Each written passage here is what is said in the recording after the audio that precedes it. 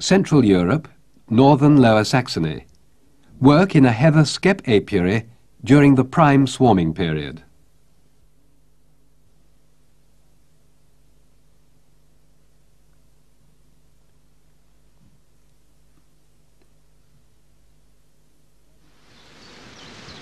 It is early June in the cultivated heathland area between Bremen and Hamburg. For the heather beekeepers on the Klintwort's bee farm, the season of most intensive work now begins. It is the swarming season of the heathland bees. In all the skeps, the bees have built queen cells to rear young queens. 9 days after the eggs were laid, the queen larvae, floating in their reservoirs of royal jelly, have developed up to the stage when the cells are ready to be capped over. After another 7 days, the young queens are mature. Sealed and unsealed queen cells are continuously checked and nurtured by the worker bees. Soon after the first queen cells have been capped over, the old queen leaves the skep together with a few thousand workers to found a new colony. If a prime swarm is not prevented from flying, it first settles close by, preferably under overhanging branches, where it forms a dense cluster.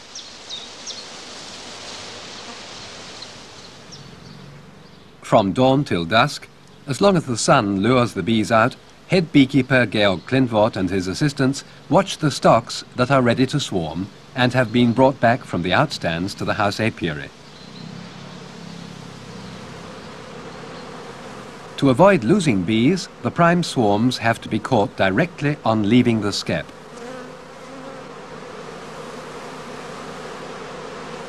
The experienced beekeeper can tell from their behavior at the entrance whether the bees are about to swarm. So he has to keep a continual watch on the flight entrances.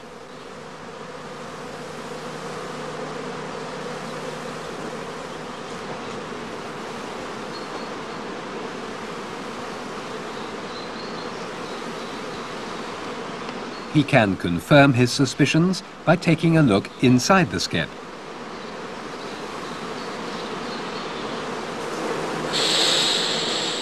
A large number of queen cells, some of which have already been capped, indicate that the stocks in these skeps are prepared for swarming.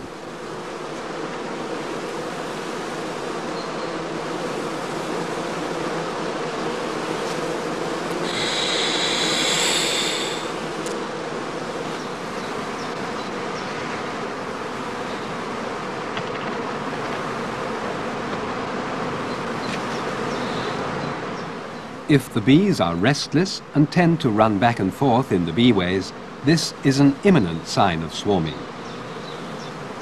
Swarming begins with the first scouts pouring out of the entrance. They attract the other bees along with them, which in turn hustle out the old queen. The prime swarm flies off.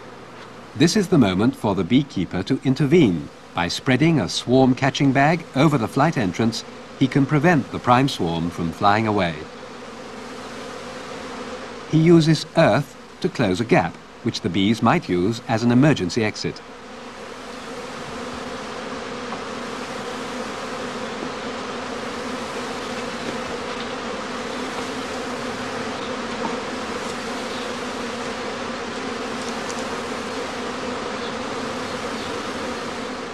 Each swarming skep is marked with a leafy twig or a wooden tag.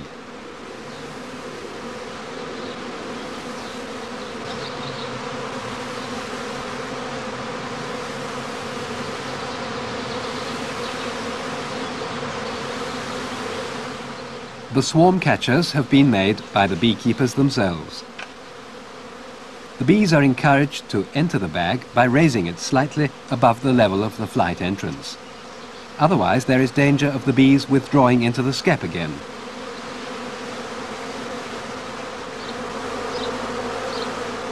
The behavior of the prime swarm can be observed through the transparent gauze in the middle section of the bag.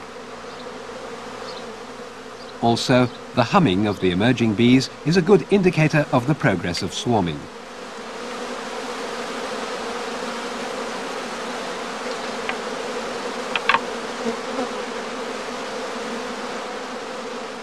Every gap between the skep and the stand, which the beekeeper notices on his control rounds, is immediately sealed.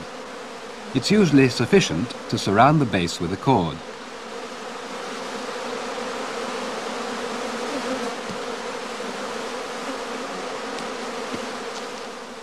If, after 6 to 10 minutes, no further bees emerge from the skep, the catching bag can be unfastened and hung up in the shade.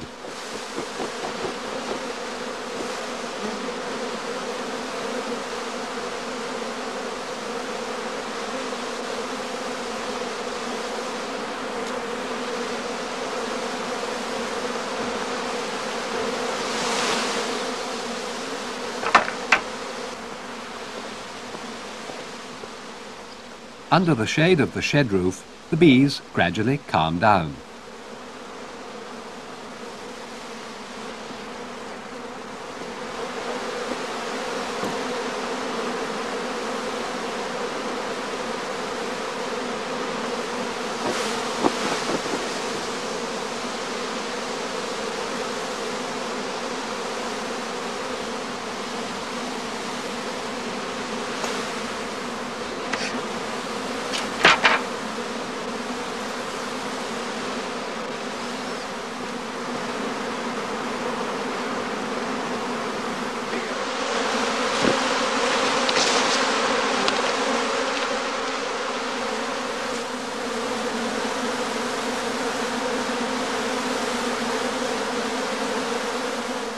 In a large home apiary like this one, several swarms may emerge almost simultaneously.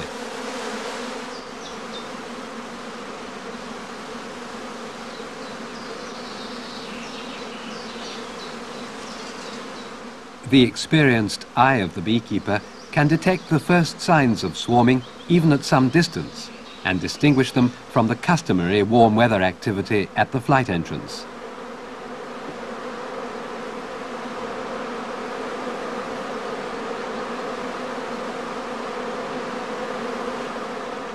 Prepared with cords and with a swarm-catching bag in his hand, the beekeeper is equipped for every contingency.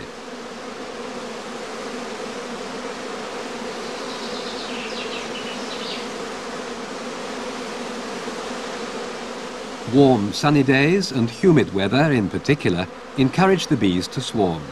On such occasions, anything up to 50 prime swarms might emerge at the Klindworth's home apiary on a single day. In cooler weather, swarming occurs only sporadically. Just as in free-flying swarms, the bees in the shaded hanging bags collect around their queen to form the swarm cluster. If, on the other hand, the bees continue to move about restlessly while humming loudly, the queen is obviously absent. A queen-less swarm will be released so that the bees can return to their home skep.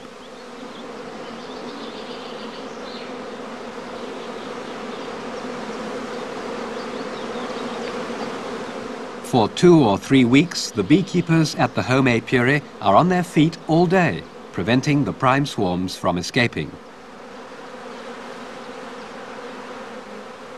As soon as the bees have contracted to a dense cluster at the top of the swarm catcher, they can easily be shaken out of the bag.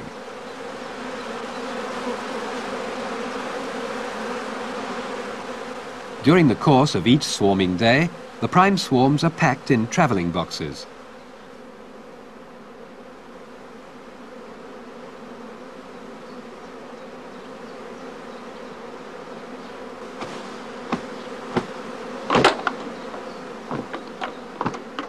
In former times, the heather skepist would put the prime swarms in empty skeps, where they would draw out new comb and store heather honey before the stocks were disposed of.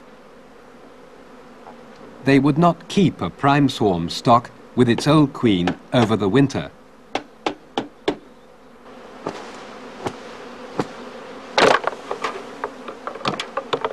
Today, the sale of prime swarms is a guaranteed source of income for the Klindworth apiary.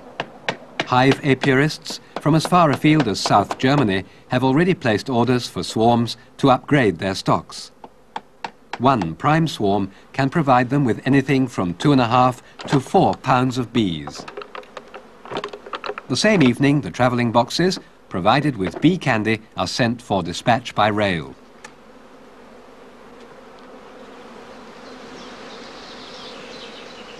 If no further prime swarms can be reckoned with today, all the swarmed skeps are covered over with transport cloths made of gauze.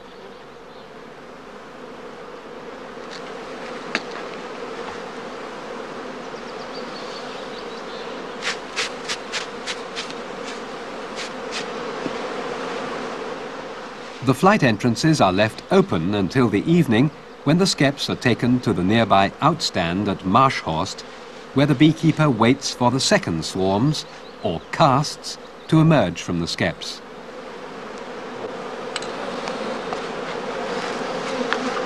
The empty spaces will be filled with further swarming skeps taken from the other outstands.